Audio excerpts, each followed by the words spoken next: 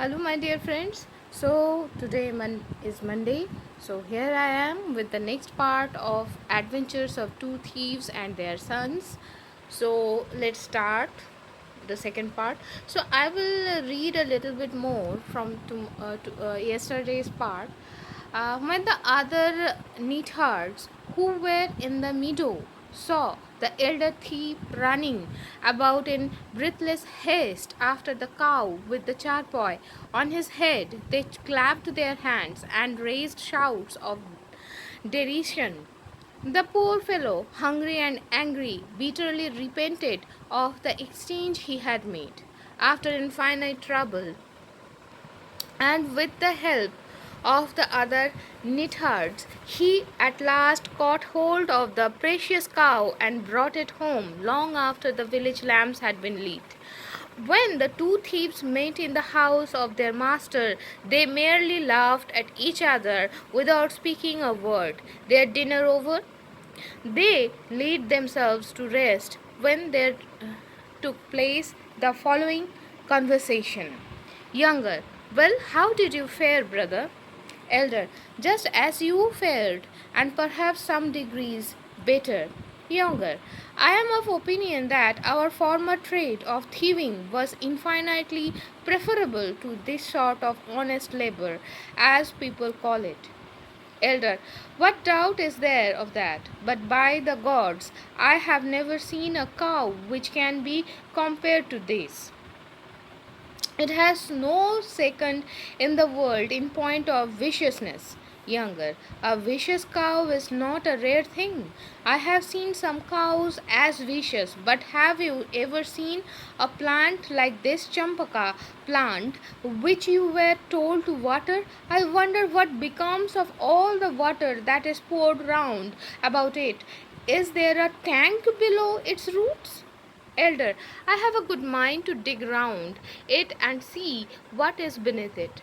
Younger, we had better do so this night when the good man of the house and his wife are asleep.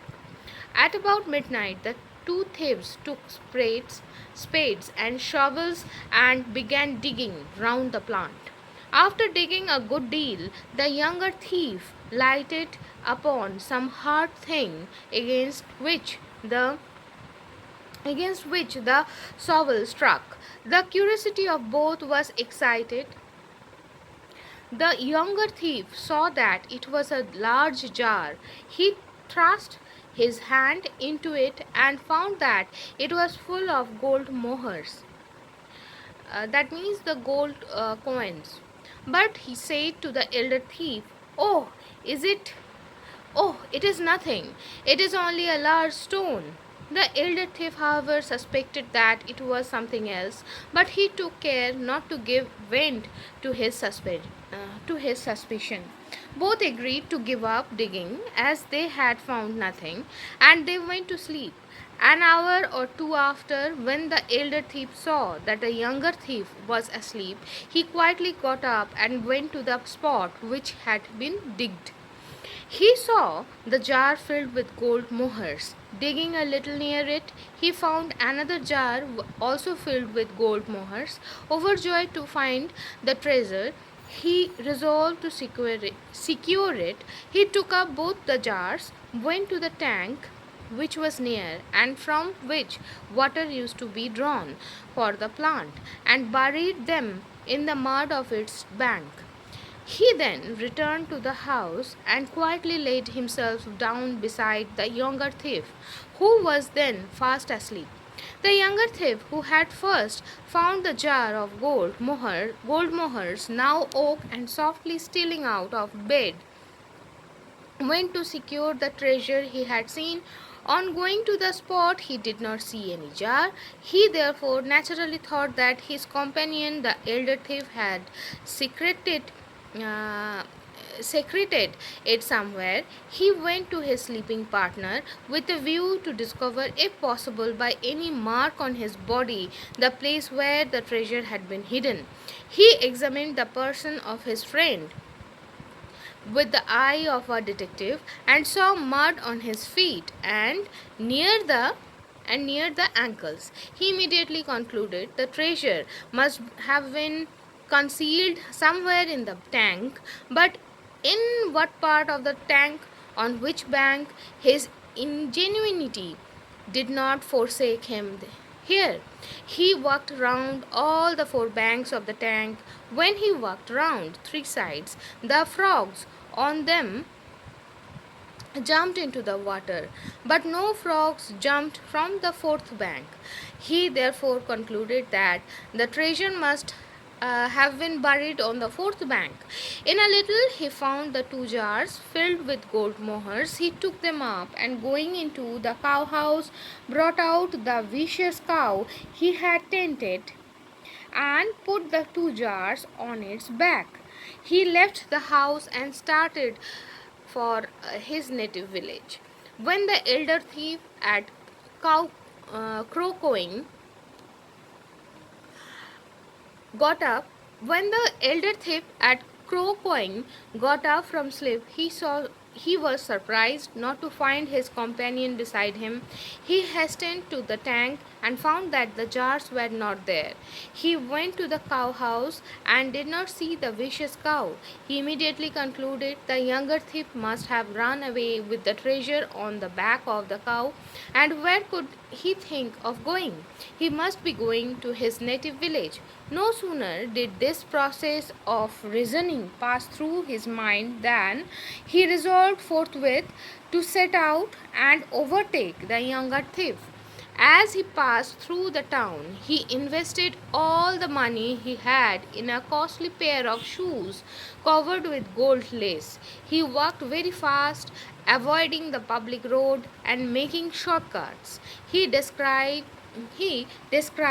the younger thief trudging on slowly with his cow. He went before him in the highway about a distance of 200 yards and threw down on the road one shoe. He walked on another 200 yards and threw the other shoe at a place near which was a large tree. Amid the thick leaves of that tree, he hid himself. The younger thief, coming along the public road, saw the first shoe and said to himself, "What a beautiful shoe that is! It is of gold lace. It would have suited me in my present circumstances now that I have got rich. But what shall I do with one shoe?" So he passed on. In a short time he came to the place where the other shoe was lying. The younger thief said within himself, "Ah, here is the other shoe. What a fool I was that I did not pick up the one I first saw. However, it is not too late. I will tie the cow to yonder tree and go for the other shoe." He tied the cow to the tree and, taking up the second shoe, went for the first, lying at a distance of about 200 yards. In the meantime, the elder thief got down from the tree, loosened the cow, and drove it towards his native village, avoiding the king's highway. The younger thief, on returning to the tree, found that the cow was gone. He, of course, concluded that it could have been done only by the elder thief. He walked as fast as his legs could carry him and reached his native village long before the elder thief with the cow. He hid himself near the door of the elder thief's house. The moment the elder thief arrived with the cow, the younger thief escorted him, saying, "So, you are come safe, brother. Let us go in and divide the money." To this proposal, the elder thief readily agreed. So, I am going to stop here for today, but we will come to know what happened next tomorrow, that whether they are really going to divide their possession eagerly, merrily, or there will be some other story is going to be brew up in between them in their future or fortune. So we will come to know tomorrow. Till then, please be safe, please be happy, and ta-da!